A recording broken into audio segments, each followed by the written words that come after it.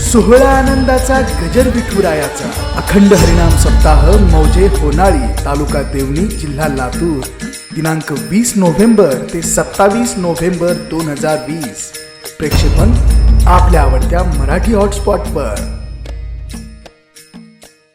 ज्या गावामध्ये नामस्मरण चालू आहे त्या गावाच्या शिवावर सुद्धा जाची नाही महाराज. आणि तुकोबारायचं नामस्मरण घेतल्याच्या नंतर तर काळच असा चळाचळा कापतून आपल्याकडे काळ काय येणार आहे काय येणार आहे. तुकोबारायचं नाव घेतल्याच्या नंतर काळ कापत होता महाराज. आपल्याला आपल्या बायका सुद्धा भेट नाहीत. आमच्या गावामध्ये असंच एक जणाचं नवीनच लग्न झालं. वाट्यावर बसणाऱ्यांसाठी सांगतो एकदा, नवीन तुम्ही लय जांभाळे द्याली. नवीनच लग्न झालं महाराज. नवीनच लग्न झाल्याच्या नंतर त्याच्या असा मिशाचा आकडा होता का नाही, असा आकडा होता महाराज. त्याच्या आकडा बघून मला वाटलं आता मी पण आकडा ठेवत असा मिशाचा, पण मग होत नाही. त्याचा असा वरी असाचा मग खाली आता होईच ना झाला. मी काय करू त्याला विचारलं, बाबा तू ह्या असे मिशाचा आकडा जसा उंच आहे तसा मला पण करायचा असा आकडा, काय करावं लागेल? ते म्हणला माझा शिष्य व्हावं लागेल. म्हणलं हो तो सांग काय करावं. ते म्हणला सकाळी उठल्या असे 2 बोटं घ्यायचे, असे नाकात घालायचे रोज असं करायचं. तेव्हा मिशाचा आकडा असा टाईट होणार. म्हणलं मग आता जर नवीनच लग्न झालं गावातल्या पोरांनी सांगितलं, हे बघ म्हणला पहिल्या एका महिन्यात जर बायकोवरती वजन पडलं तर ती मरूस तर दबावाखाली राहते. आणि जर पहिल्या एका महिन्यात वजन नाही पडलं तर मग तू फजिती झाल्याशिवाय राहत नाही. महाराज ते नांदेडला गेला, नांदेडून तलवारच घेऊन आला. तलवार घेऊन आला घरामध्ये असा बिंग बिंग बिंग बिंग घरामध्ये असा निसता घरामध्येच. ती महिनाभर महाराज अशी खाली वाकूनच चालली. ते मला चांगलं वजन पडायला बायको अशी वरी मान घालून वरी तोंड करून सुद्धा बघा ना. मग तिला कळालं की हे काय ना निसता बैलच दिसायला लागला असाच. ती राहिली ना अशी तलवार घुमावताना तिला म्हणे बाहेर मर ना तिकडे घराताची ठका मुंड कवडी तू काय खांद्याचं. महाराज त्यानं त्याचा पसारा उचलला. तुरीचं खळं चालू होतं. आता सध्या तुरीचेच खळे चालू आहेत ना तुमच्याकडे बी? हा अजून आले काढायला नाही आले अजून? बरं. तुरीचं खळं चालू होतं. तुरीच्या खळ्यावर जाऊन झोपलं बिचारं. ते थंडीचे दिवस होते.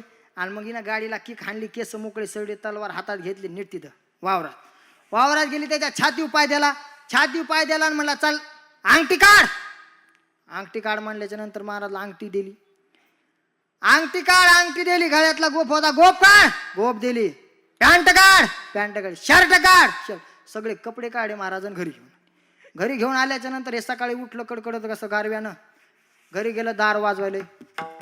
दार वाजली, एकदा वाजलं, 2दा वाजलं, तिनं काय दार उघडलं. अख्खं गाव गोळा होऊ दिलं आणि मग दार उघडलं. दार उघडायच्या नंतर महाराजांनी बघितलं आणि ते म्हणलं आता घरात शिराव. तिनं बाहेरच अडवलं त्याला. पॅन्ट ते मला घरात येऊ दे ना सांगतो ना. पॅन्ट घरात येऊ दे मला. घरात आल्यावर सांगतो, पण ती काय घरात येऊ दे ना. काय झालं म्हणली. ते म्हणला काय सांगू, रात्री 10-12 चोर आले. 10-12 आले असते तर एकट्यानं मारले असते, पण ते मी एकटा होतो आणि ते 25 जण होते म्हणून मारलं नाही म्हणला. नाही तर 10-12 जणांना तर येऊ घुमवतो. ती म्हणली लबाडाच्या 10-12 जण नव्हती, मी एकटीच होते. ते म्हणला मला माहित होतं तू होतीस म्हणून मी कपडे बी काढून दिले तुला. विठाला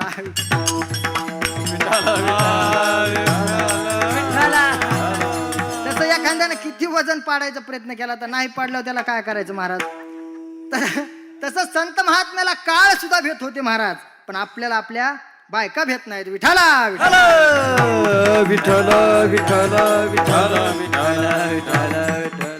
मग तुकोबरायाला काय सज्जनानं प्रश्न विचारला. म्हणले तुकोबराया तुम्ही जे सांगतात काळ तुम्हाला भेटो, काळ नामस्मरण भगवंताचे नामस्मरण केल्याच्या नंतर काळ भेटो हे खरं आहे का?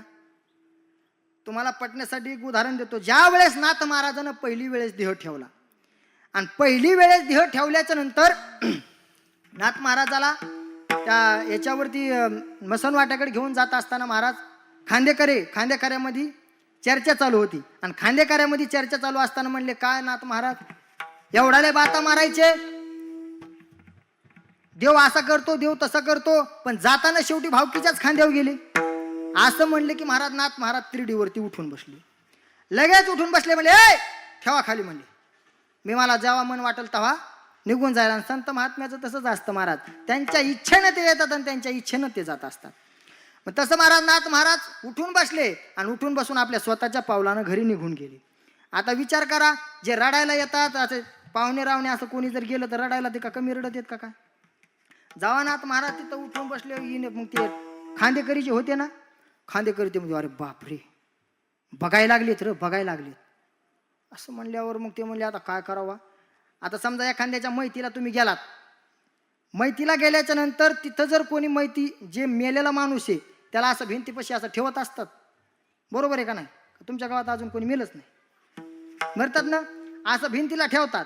भिंतीला ठेवून मग त्याच्या पुढे असं 2-4 अशा बाया बसलेल्या असतात, पेशल त्या रडणाऱ्या असतात. असं रडतात महाराज. मग ते रडणं हे त्याचं चालू असतंय. ते रडत आहेत काहून माहिती आहे का? ते झोपलेलं असतं बिचारा, त्याला काय कळत नाही काय ना, म्हणून आपलं इवळायचं आरडायचं. ते कोणाला जमत असतं का? ते ज्यानं त्याचंच कामं करावं जाणे. आता माणसानं किती बी रडण्याचा प्रयत्न करू द्या, माणसाला रडता येत नाही महाराज. ते येईनच रडू जाणे, यायचा सूर लागू जाणे, तिथे कोणालाच जमत नाही महाराज. आणि यायचं काम कसं आहे महाराज, एकदा इवळायला सुरुवात केली की अशी महाराज सचखंड एक्सप्रेस सारखीच आता गाऊन बोला ना मायो बापू, असं रडणं, बापा बापा बापा बापा ते रडणं. आणि त्यानं असं रडता रडता त्यानं असं ते जे मेलेले त्यानं असे डोळे उघडाव. मग काय रडा त्या ह्या नीट पळत त्यानं अशा नीट, ज्या अशा जवळजवळ येऊन रडू लागल्या त्या अशा नीटच पळत त्यानं महाराजाचा थांबू शकत नाही. तर उलट्या हो तर पडत. माणसानं तर किती बी रडण्याचा प्रयत्न केला, माणसाचं रडणं कोण्या स्वरात बसलं, माय बापो कसं जमन बापा. असं मेल्याच्या नंतर किती बी रडले तरी काय उपयोग नाही. विठाला विठाला तसं नाथ महाराज भावकी तसं म्हणल्याच्या नंतर उठले आणि परत घरी गेले. आणि घरी गेल्याच्या नंतर ज्या वेळेस नाथ महाराजांना दुसरी वेळेस देह ठेवला आणि दुसरी वेळेस देह ठेवल्याच्या नंतर आपली माता भगिनी आपल्या मुलीला खूप दिवसानं जावाई नांदवत नव्हता आणि खूप दिवसानं मग बोलवण करून माहेरी सासरी पाठवत होती. आणि सासरी पाठवत असताना ती बाई म्हणली, काय माय नाथ महाराजाला आजच मारायचं होतं का? किती दिवसानं माझी लेक नांदायला चालली आणि आजच नाथ महाराज गेले, अपशकून झाला. अपशकून झाला म्हणल्याच्या नंतर नाथ महाराज म्हणले, तुझ्या लेकीला तू नांदवायला पाठव, मी माझं कधी बी जाईल. हे नाथ महाराजाचं महाराज संत महात्म्याची एवढी ताकद होती की ते जन्माला सुद्धा अवतार सुद्धा त्यांच्या इच्छेने घेऊ शकत होते आणि मरताना सुद्धा त्यांच्या इच्छेने मारता येतं त्यांना. विठाला विठाला विठाला विठाला विठाला विठाला. तसंच महाराज ज्ञानोबारायाचं सुद्धा, ज्ञानोबारायाचा जर जीवनाचा विचार केला, ज्ञानोबारायानं पहिली समाधी घ्यायची ठरवली वयाच्या कितव्या वर्षी? 16व्या वर्षी. ज्या वेळेस ज्ञानोबारायानं वयाच्या 16व्या वर्षी समाधी घ्यायचं ठरवलं आणि समाधी घ्यायला ठरवल्याच्या नंतर महाराज काळ न्यायला आला. आणि काळ न्यायला आल्याच्या नंतर निवृत्तीनाथ दादानं 2 बोटं दाखवली. निवृत्तीनाथ दादानं 2 बोटं दाखवले. काळ परत गेला. परत 2 वर्षानं काळ आला. काळ परत आल्याच्या नंतर सोपान काकानं 2 बोटं दाखवली. काळ परत गेला आणि ज्या वेळेस तिसरी वेळेस काळ आला, काळ आल्याच्या नंतर मुक्ताबाईनं 2 बोटं दाखवली आणि मुक्ताबाई रागावल्या त्या काळावरती आणि काळाला म्हणल्या, हे मूर्ख काळा, तुला काही कळतं का नाही? 2 बोटाचा अर्थ 2 वर्षानं परत ये असा नाही. अरे जोपर्यंत चंद्र आणि सूर्य आहेत तोपर्यंत माझे ज्ञानोबाराया समाधीमध्ये जिवंत राहणार आहेत.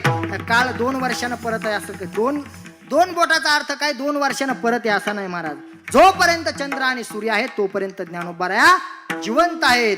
तसं महाराज काळ किती वेळेस आला तरी संत महात्म्याला काय करू शकत नाही. संत महात्म्याकडे मग दुसरी कशाची ताकद होती?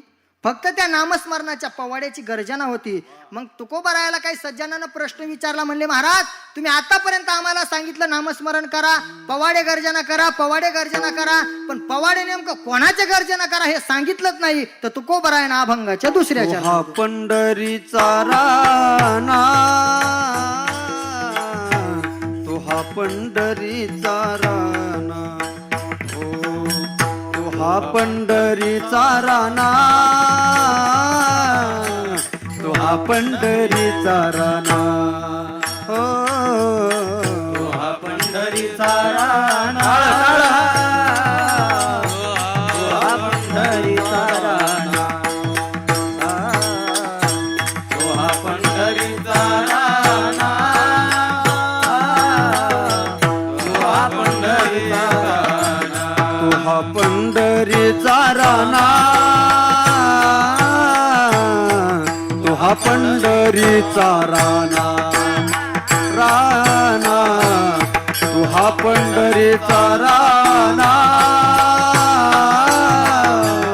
तो हा पंढरीचा राणा, राणा, तो हा पंढरीचा राणा, तो हा पंढरीचा राणा,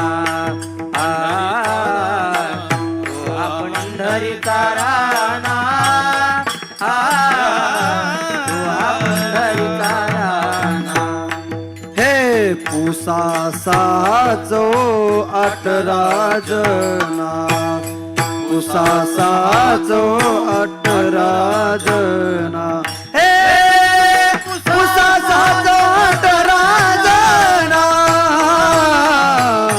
तू हा पंढरीचा राणा तू हा पंढरीचा राणा हो हो तू हा पंढरीचा राणा तू हा पंढरीचा राणा पुसा पुसा साचो अठरा जना पुसा साचो अठरा जना हे पुसा साचो अठरा जना हो तू हा पंढरीचा राणा तू हा पंढरीचा राणा तू हा पंढरीचा राणा तू हा पंढरीचा राणा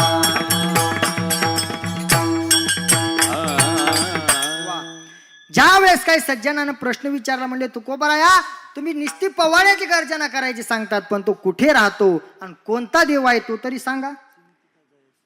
कारण महाराज आजकाल आपण बघतो कित्येक देव झाले तर देवाचं काय मोजमाप राहिलं नाही महाराज. इतके देव झाले तितके देव झालेत की देवाचं काय हेच राहिलं नाही. अनेक देवाचे अनेक भक्त झाले तर पण महाराज खरं सुख जे आहे ना ते फक्त एकाच देवापाशी.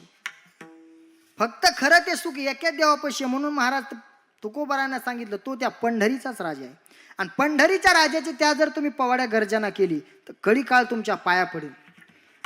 तुकोबारायाला काही सज्जनानं प्रश्न विचारला म्हणले तुकोबाराया तुम्ही एवढं जे ठामपणे सांगतात तुमच्याकडे काय पुरावा आहे काय पुरावा आहे म्हणल्याच्या नंतर तुकोबारायांना सांगितलं पुराव्यानिशी बोलतच नाही मी.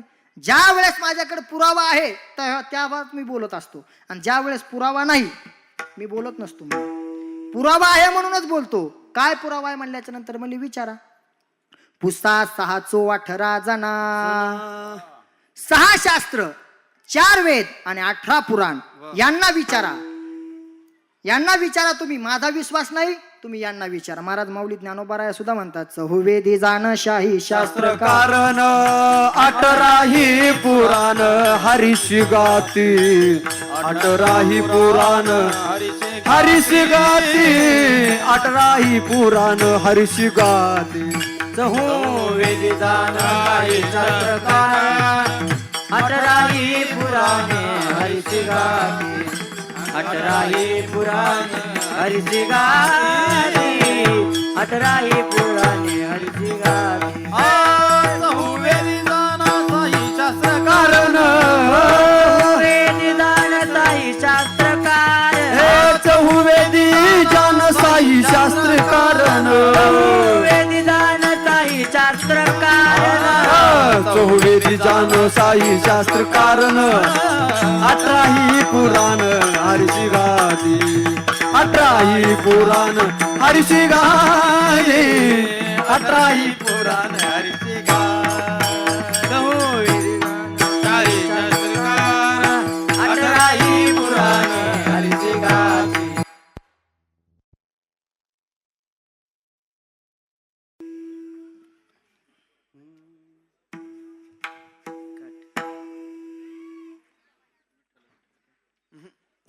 हा सुरू करा.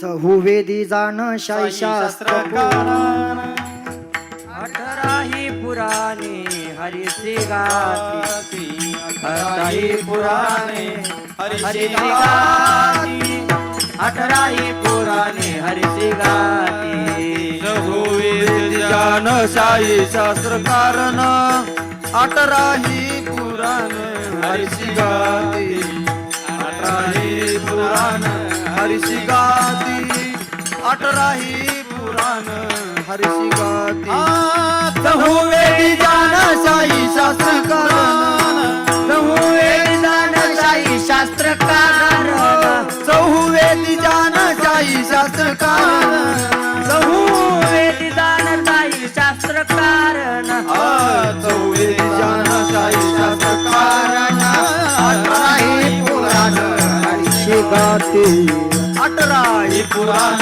हरीशी गाती 18 पुराण हरीशी गाती नाही शास्त्रकार अठराही पुराणे हरीची गाती अठराही पुराणे हरीची गाती अठराही पुराणे हरीची गाती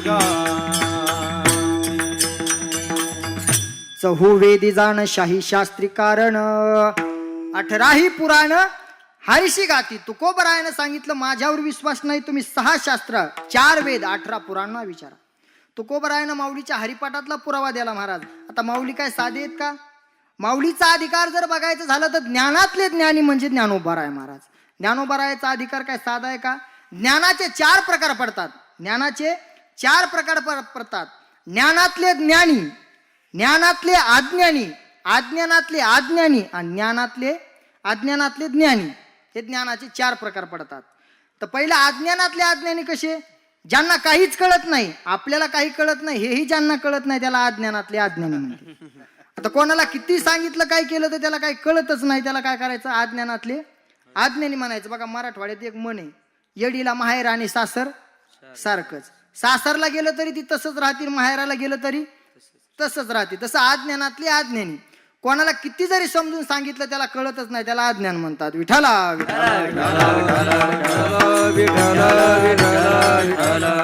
आता येड्याच्या दवाखान्यात जर आपण गेलो तर तिथं ज्ञानी माणूस भेटेल का आपल्याला? डॉक्टर सोडा तर बाकी सगळे येडेच असतात. एक वेळा त्या दवाखान्याच्या भिंतीला असा कान लावायचा, रोज कान लावायचा. कान लावल्याच्या नंतर डॉक्टर येताना जाताना त्याला पाहायचा, असा कान लावलेला. डॉक्टरला वाटलं नेमकं काय करीत असं नाही कान लावून. 6 महिने जवळपास डॉक्टरनं बघितलं. 6 महिने बघितल्याच्या नंतर डॉक्टरला वाटलं नेमकं काय हे बघावंच आपण. बघावंच म्हणल्याच्या नंतर डॉक्टर गेला आणि त्या भिंतीला कान लावला. आणि भिंतीला कान लावला आणि त्याला काय 15 मिनिटं कान लावला पण काही आवाज आलाच नाही. आवाज आला नाही ते याड्याला म्हणलं, हे तुला काय कळतं का रे? 15 मिनिटं झालं इथं कान लावलं, मला काहीच आवाज आहे. त्या म्हणला काय डॉक्टर साहेब 6 महिने झालं मी कान लावतो अजून मला काय आवाज आहे ना? तुम्हाला आताच कसं काय 15 मिनिटात कसं काय आवाज आहे? मी 6 महिने झालं कान लावतो मला आवाज आहे ना. याला म्हणतात अज्ञानातले अज्ञानी. आपल्याला काहीच कळत नाही हेही ज्यांना कळत नाही त्याला अज्ञानातले अज्ञानी म्हणतात. विठाला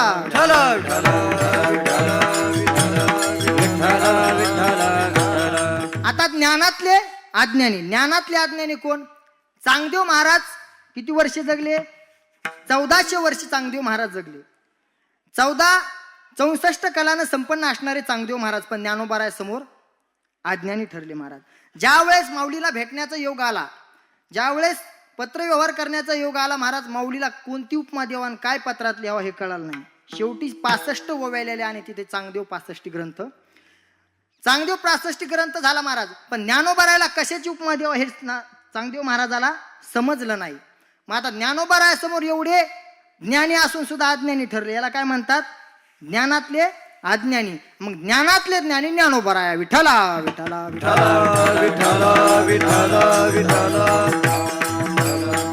मग अशा ज्ञानोबारायानं सांगितलं चहुवेदी जाणं शाही शास्त्री कारण 18ही पुराण हरीशी गाती. 4 वेद 6 शास्त्र 18 पुराण सुद्धा त्या भगवंताच्या पवाड्याची गर्जना करतात. याच्या परता अजून दुसरा पुरावा काय द्यायचा महाराज तुम्हाला? नाही विश्वास जामनी पहावे पुराणी विचारोनी पहावे पुराणी विचारोनी पहावे पुराणी विचारोनी. हरी तुका म्हणे नाही विश्वास जामनी पहावे पुराणी विचारोनी पहावे पुराणी विचारोनी पहावे पुराणी विचारोनी. तुका म्हणे नाही विश्वास जामने पहावे पुराणी विचारोनी पहावे पुराणी विचारोनी. तुका म्हणे नाही विश्वास जामनी पहावे पुराणी विचारोनी पहावे पुराणी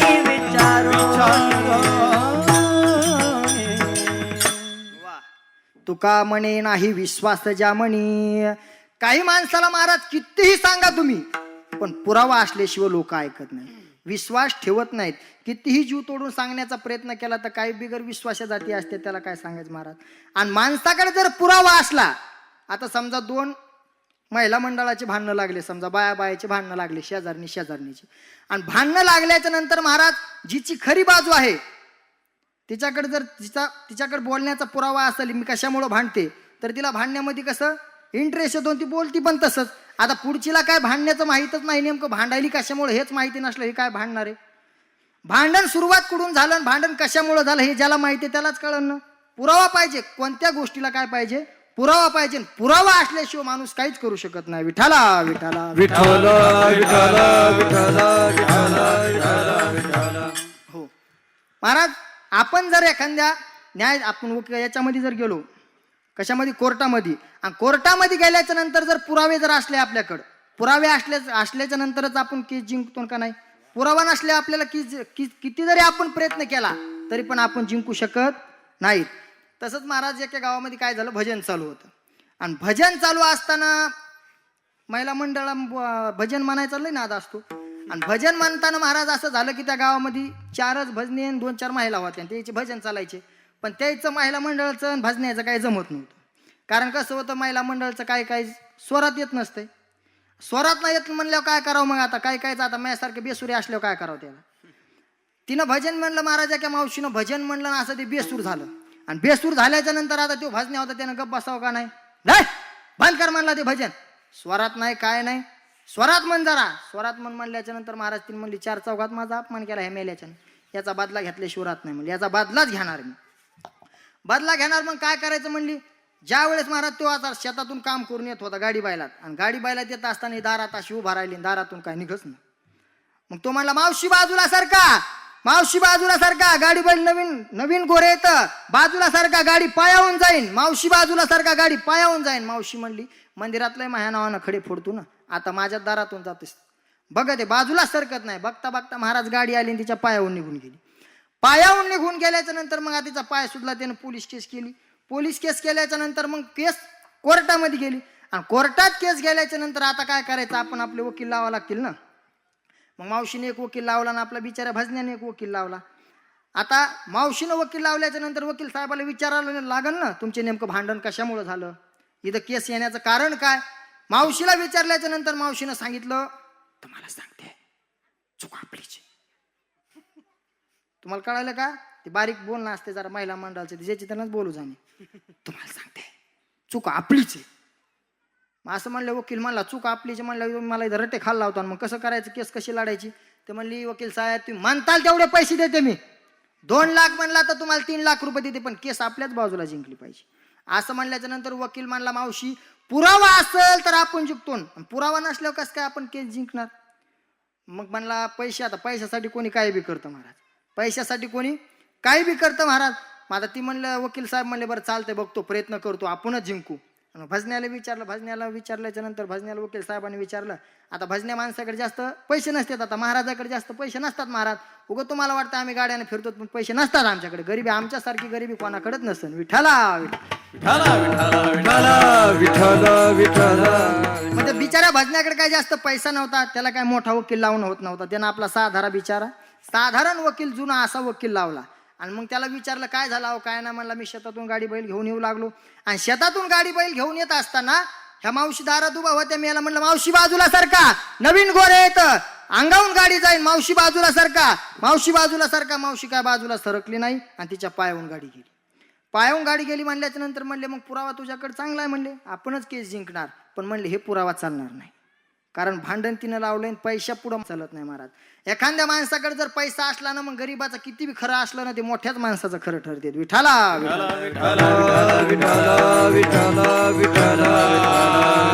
कारण पैशाची एक अशी विशेषता आहे महाराज, जब में लाखों रुपए हो, जब में लाखों रुपए हो, तो लाखों देने वाले हजारों खड़े हो जाएंगे. ऐसी मिसालें बहुत देखी है, लेकिन जब में फूटी कौड़ी ना हो तो 100 रुपये मिलना भी मुश्किल हो जाता है. कारण समाजामध्ये जर मान असला, समाजामध्ये जर मान प्रतिष्ठा असेल, तर त्याला मोठं करण्यासाठी कित्येक माणसं प्रयत्न करतात महाराज. पण एखाद्या साधारण माणसाला मोठं करण्यासाठी त्याला सुद्धा मन मोठंच पाहिजे. विठाला सब पैसे के क्या बात है. भाई भाई, सब पैसे के भाई, सब पैसे के भाई भाई, सब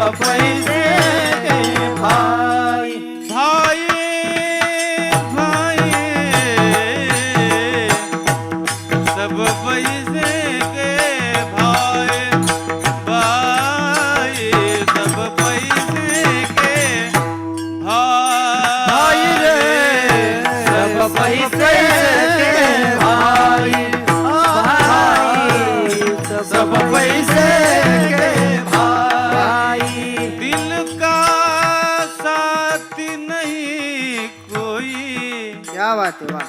दिल का साथी नहीं कोई कोई, सब पैसे के भाई भाई, सब पैसे के भाई. दिल का साथी कोई नहीं,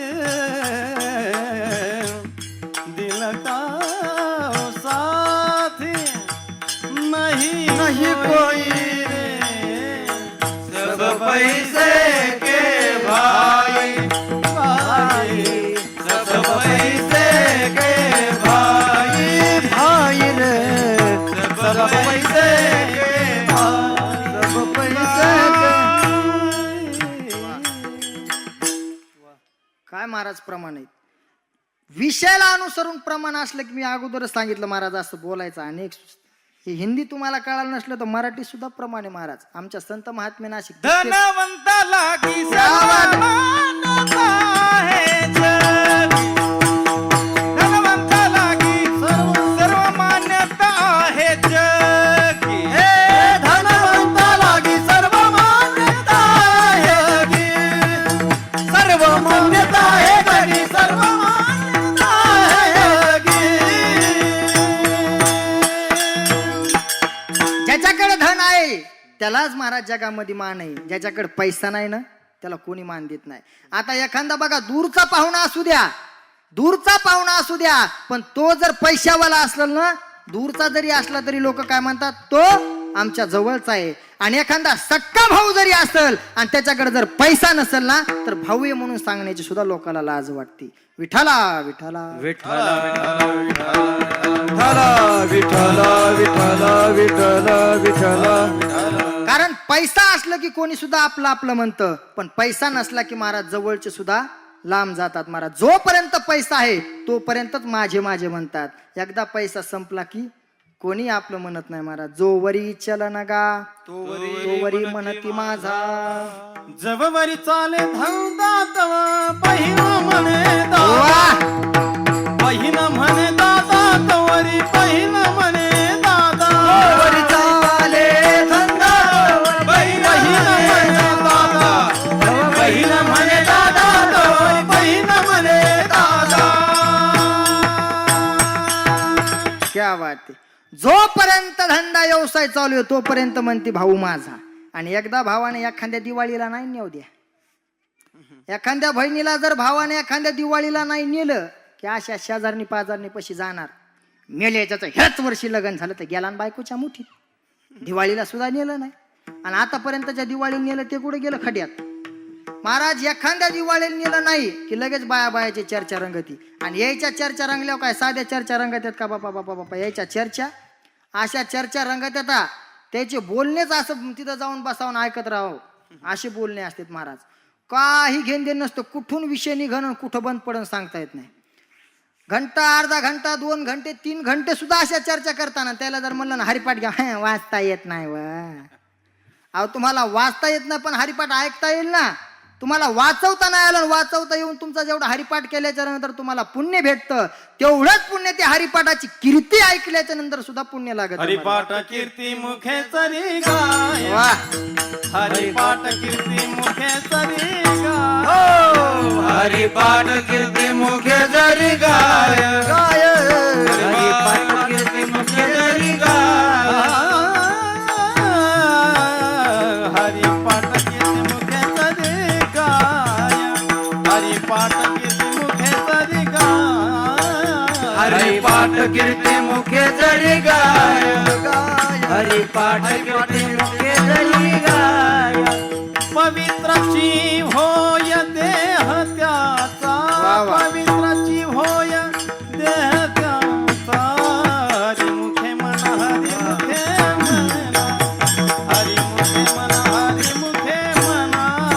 पवित्राची होय देह त्याचा, पवित्राची होय देह त्याचा. हरी मुखे म्हणा, हरी मुखे म्हणा, हरी मुखे म्हणा, हरी मुखे म्हणा. येत आपल्याला हरिपाठ वाचवता, नाही येत आपल्याला हरिपाठ हे करता महाराज, तर महाराज म्हणतात तुम्ही हरिपाठाची त्या कीर्ती जरी गायली तरी तुमचा देह पवित्र झाल्याशिवाय राहत नाही. पण महाराज हे अशा चर्चा करणार नाहीत. बसल्यावर अशा बोलत्याना घंटा 2 घंटे 3 घंटे बोलत बसत्यात आणि शेवट बैठक संपवण्याच्या वेळेस एक यायचं वाक्य परफेक्ट असतं बाय. ज्यावेळेस आपली आता ही मीटिंग संपवायची बायाची, त्यावेळेस तुम्ही आता खरं सांगा, खरं असलं तर हसा, नसलं तर गप्प बसा. हा शेवट ज्या वेळेस तुम्हाला आता ही चर्चा बंद करायची आणि उठायचं आपल्या आपल्या घरी जायचं, त्यावेळेस तुमचं फिक्स वाक्य ठरलेलं असतं, चल माय कोणाहून काय करायचं आपल्याला, कोणाचं कसं. मग आता पस्तोर काय केलं तुम्ही? तुम्हाला कोणाहून काय करायचं नाही, मग आता पस्तोर 3 घंटे काय केलं तुम्ही? मग तेच 3 घंटे जर तुम्ही भगवंताचं नामस्मरण केलं असतं, भजन केलं असतं तर जमत नव्हतं का? पण हे नाही जमत महाराज. आणि असं कोणी बोलायला लागलं कोण काय बोलल म्हणून सांगता येत नाही गुरुजी. आता योगायोगानं आता समजा मी एक गरीब माणूस आहे आणि मी एवढा चिकट महाराज आहे, तुम्हाला सांगतो आता वय कमी आहे आपल्याला काय अजून संसार लागला नाही मागं, पण आतापासूनच पैसे जमवणं माझं चालू आहे. गरिबीचं कामच माझं.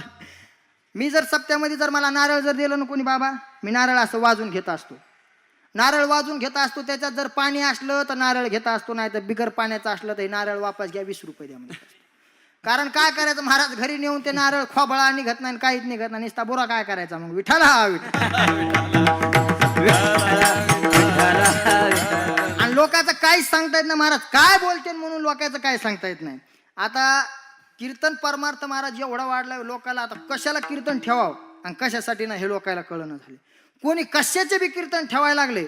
आणि माझा असा स्वभाव आहे शांत, मी कोणाला काही जास्त बोलत नाही, म्हणून मला तर कशी बी लोक भेटत येतात. आता पुढारी, आता बघा प्रत्येक पुढाऱ्याला वाटतंय आपल्या आपल्या पक्षाचं, आपलं महाराजाला कीर्तन करावं, आपल्या पक्षाचं गुणगान गावं. पण महाराज हे का कीर्तन पक्षाचे गुणगान गाण्यासाठी असतात का? आता बघा एखाद्या जर राष्ट्रवादीच्या कार्यकर्त्याचं जर कीर्तन असलं मग तिथं अभंग कसं घ्यावा महाराज, अभंग कोणता घ्यावा काय मेळ लागत नाही.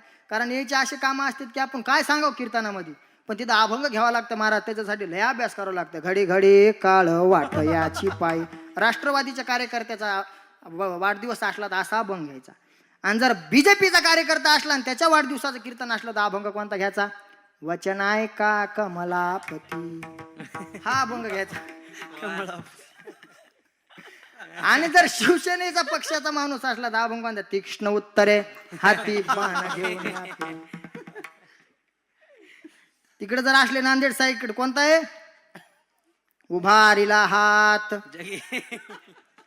महाराज प्रत्येक पक्षाचे अभंग असं, म्हणजे आता पक्ष बघायचा ना अभंग घ्यायचा. संत महात्म्यानं लय भांडवल लिहून ठेवलेलं आहे महाराजांच्या. विठ्ठला विठ्ठल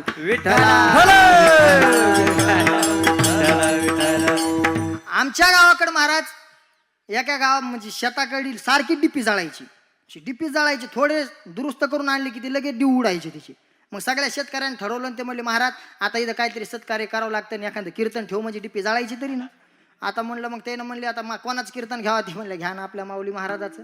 कमी पैशात चांगला माणूस आहे, 10,000 रुपये घेते, जास्त घेतं आणि काहीच नाही का, कमीच पैसे दाबले.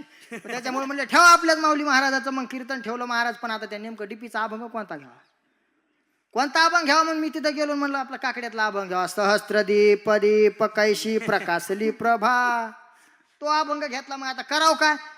कोणी बी महाराज काही बी करायला कसं बी कीर्तन ठेवल्याच्या नंतर महाराज मग तशा प्रकारे कीर्तन करावं लागत असते. समाज बघून कीर्तन करावं लागेल का नाही? कारण माणसं मग काय बोलतील म्हणून याची गॅरंटी नाही. विठ्ठला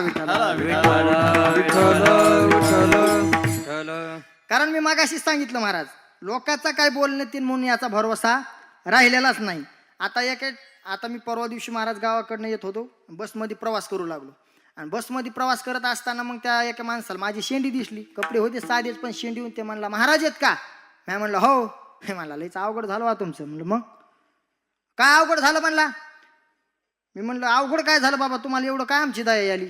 ते म्हणला खरं सांगा. मी म्हणलं खरंच सांगत असतो तर आम्ही खोटं सांगितलं लोक ऐकत का आमचं? खरं सांगतो म्हणून तो लोक ऐकतात आमचं. ते म्हणला महाराज मग बरं तुम्ही उन्हाळ्यात कीर्तन करता? म्हणलं हो. पावसाळ्यात कीर्तन करता? म्हणलं हो.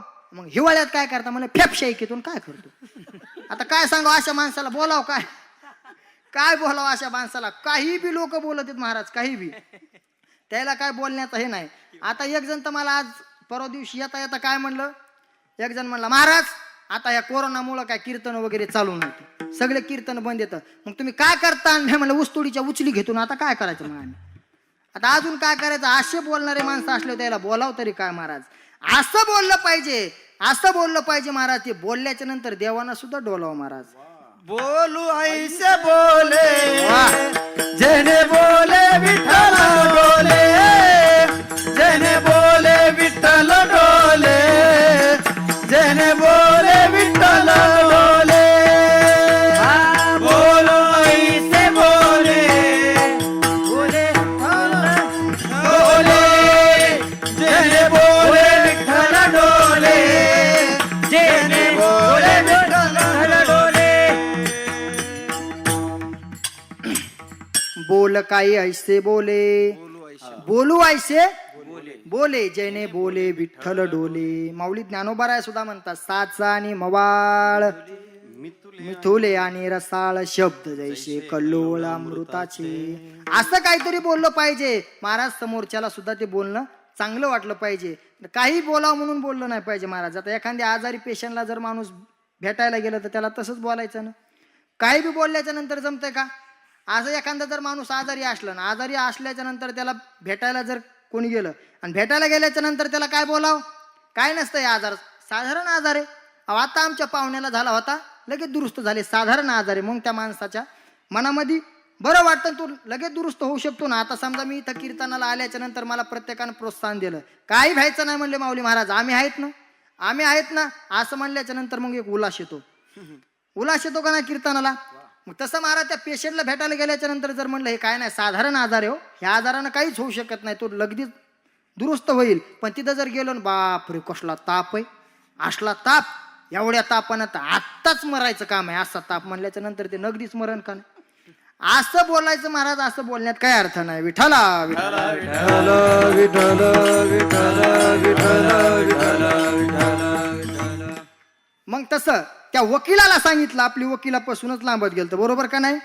वकिलाला भजण्यानं सांगितलं, म्हणले बाबा काय करावं. त्या मावशीला किती बी सांगितलं पण मावशीनं काय ऐकलं नाही. मग आपल्याकडे पुरावा आहे म्हणल्याच्या नंतर सांगितलं, अहो मी शपथ घेऊन सांगतो, मी त्या मावशीला म्हणत होतो मावशी बाजूला सारखा, मावशी बाजूला सारखा, पण मावशी काय बाजूला सरकली नाही.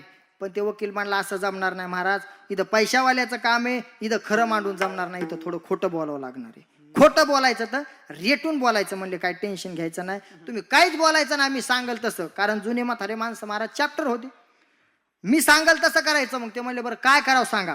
काय करावं म्हणल्याच्या नंतर त्याने सांगितलं, हे बघा तुम्हाला आतमध्ये गेल्याच्या नंतर ते वकील प्रश्न विचारन, तुमचं नाव काय, तुमचं गाव कोणतं, काय झालं, कोणता प्रश्न विचारल. आणि ज्या वेळेस तुम्हाला तो प्रश्न विचारतील त्यावेळेस तुम्ही फक्त असंच म्हणायचं, त्याचं काय असतंय, त्याचं काय असतंय, फक्त एवढंच म्हणायचं. मग केस चालू झाली. केस चालू झाल्याच्या नंतर त्या मावशीला त्याच्या वकिलाने विचारलं काय झालं काय नाही. मावशीनं सांगितलं, मी दारात उभा होते आणि ह्या माणसानं माझ्या अंगावून गाडी घातली, माझ्या पायावरून गाडी घातली, असं सांगितल्याच्या नंतर मग ह्या भजण्याचा वकील आला आणि विचारलं काय झालं तो बाबा, काय झालं, काय झालं म्हणल्याच्या नंतर ते मला त्याचं काय असतंय. तर म्हणले तुमचं नाव काय, ते मला त्याचं काय असतंय. बाबा तुमचं नाव काय, ते मला त्याचं काय असतंय.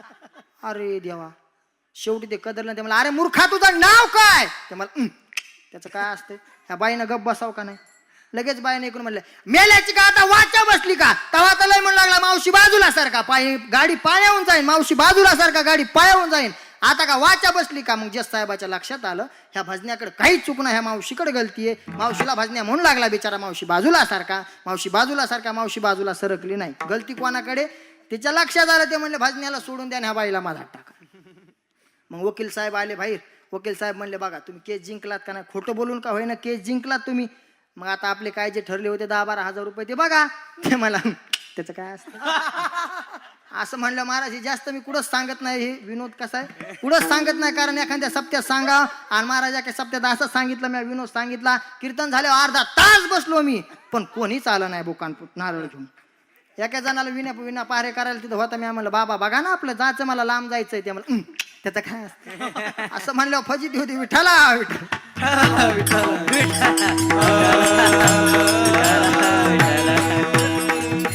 असं महाराज. असं जर विनोद चालू केलं ना, लोकांना असा कंटाळा येत नाही. पार रात्र बसतील, पण देवाचं चरित्र चालू केलं की अशा जांभळ्या देतात बापा बापा बापा.